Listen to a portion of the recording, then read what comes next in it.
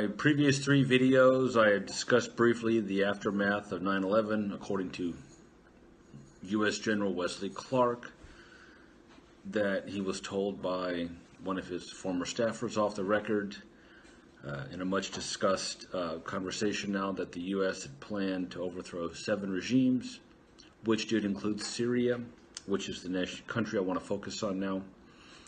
And I did focus on my last 3 videos as well.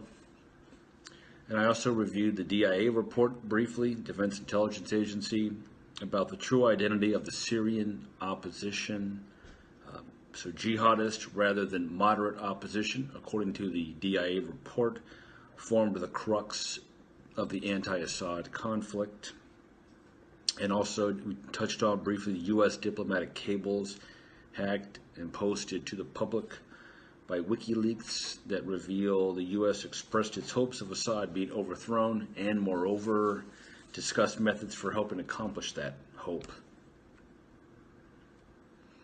In this video, I'll discuss a specific event that helped show the mainstream media misreported and distorted news events to pin the image of a maddened dictator, Hafez al-Assad, who in desperation launched a sarin gas attack on his fellow citizens. East Ghouta is a city on the outskirts of Damascus that in 2003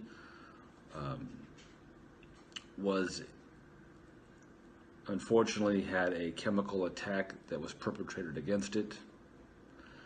Remember in 2011, the Arab Spring ignited the opposition to Assad.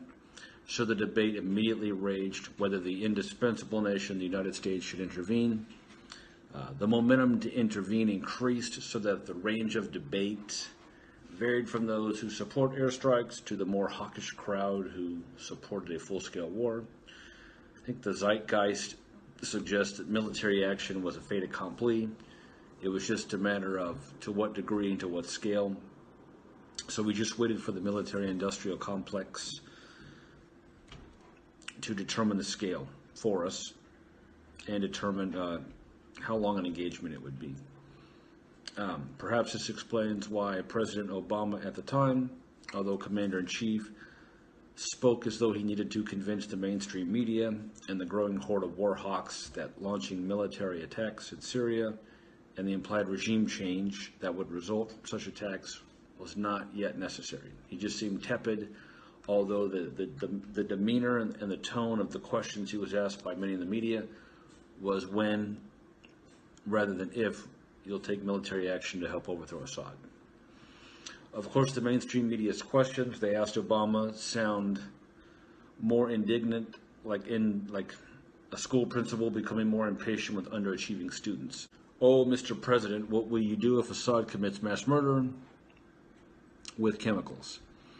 The mainstream media showed little restraint in promoting the call to war, which fits into their pattern of failing to repeat more thoroughly and accurately about the sequence of events that provided the impetus for considering military option measures as viable options. Remember in 1990, the famous babies in incubators incident, or, of course, that was a performance for the age. And then 13 years later, the WMD and the yellow cake stories. In the rush to war, the first casualty suffered, in my view, was the willingness to retain critical thinking. So Obama was peppered with more questions about his response to any future chemical attacks in Syria. He lukewarmly responded that Assad's use of chemical weapons would be a game changer. Then poof, a chemical attack occurred on August 21st, 2013. So of course Assad did it, right? We can review a study done on this subject by MIT Professor of Science, Technology, and National Security Policy, Matthew Postal, and a former UN Weapons Inspector, Richard Lloyd. Their study challenges claims made by then U.S. Secretary of State John Kerry. Kerry, in remarks made to the public on August 30th, 2013, also stated again in congressional testimony to the Senate, he indicated a very confident assessment of the facts. And he said, quote, "Our intelligence community has carefully reviewed and re-reviewed information regarding this attack and I will tell you it has done so more than mindful of the Iraq experience. We will not repeat that moment. Accordingly, we have taken unprecedented steps to declassify and make facts available to people who can judge for themselves. We know where the rockets were launched from and at what time. We know where they landed and when. We know rockets come only from regime-controlled areas and went only to opposition-controlled or contested neighborhoods. And we know, as does the world, that just 90 minutes later, all hell broke loose in social media, end quote. Now, Kerry certainly sounded confident, leaving no doubt that Assad attacked his own subjects with sarin gas. Kerry prefaced his remarks with reminding us that he remembers Iraq. Well, what exactly did he remember? How to promote falsehoods and bogus intelligence. The study conducted by the MIT professor and former UN weapons inspector reviewed the available evidence and pointed out some issues with Kerry's conclusions. First, take a look at the White House map of Syria, published on August 30th, 2013, highlighting the areas controlled by the Assad regime and the opposition. I will include a hyperlink to this map so you can see it for yourself. It just highlights the areas controlled by, again, the regime, loyal to Assad, and the opposition. And also the map includes, most critically, specific areas affected by the chemical attacks that occurred on August 21st, 2013. So next, this analysis reviews the physical evidence of the munitions used in the attacks. The study concludes, and I will quote, "Due to volume and fuel density constraints, our assumption of rocket propellant carried by the munition is at the top end of what is possible," end quote. Now, what they conclude is possible were munitions that could not have traveled more than 2 kilometers. Now, why does that matter?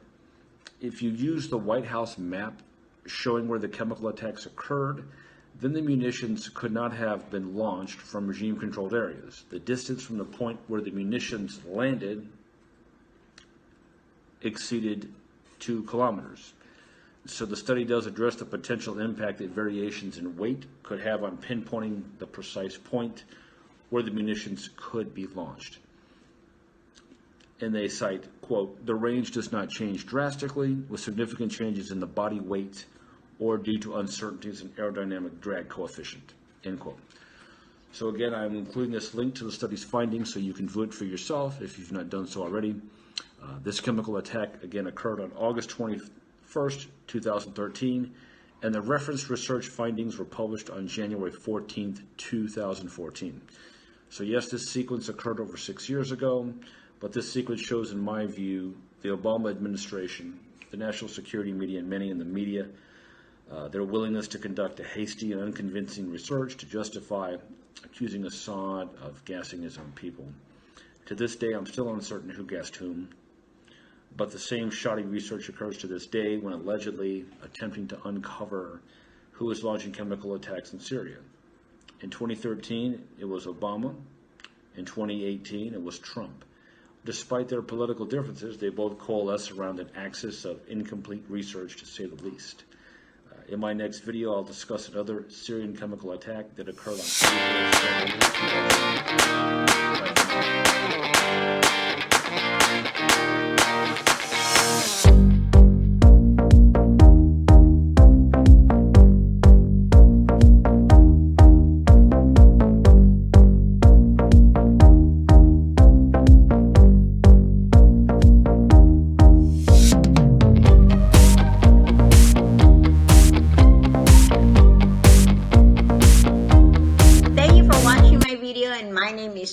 of Fil-Am World Magazine. I will see you again on my next videos, so please don't forget to hit subscribe. Okay, so you have a wonderful day and I'll see you again.